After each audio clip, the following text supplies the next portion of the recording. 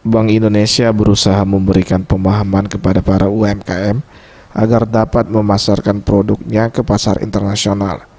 Salah satunya dengan memberikan pelatihan pengemasan sesuai dengan standar pasar yang dituju.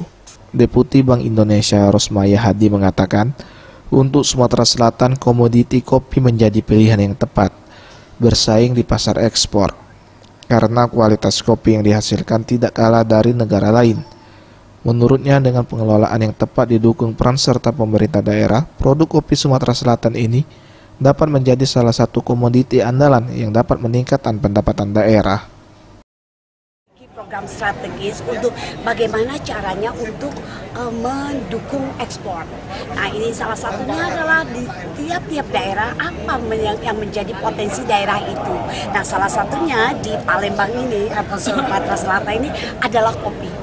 Nah, kopi ini adalah sangat berpotensi untuk menjadi komoditas ekspor. Oleh karena itu, maka Bank Indonesia kembali melakukan sinergi.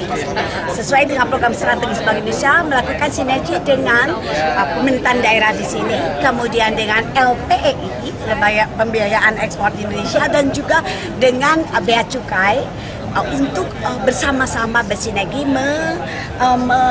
mendukung untuk bagaimana cara untuk ekspor mulai dari hulu sampai ke hilir. Salah satu jenis kopi yang telah melekat di penggemarnya yaitu kopi Semendo. Dengan manajemen pemasaran yang baik, kopi Sumsel dapat go internasional bersaing dengan jenis kopi lain. Tim Liputan Sriwijaya TV.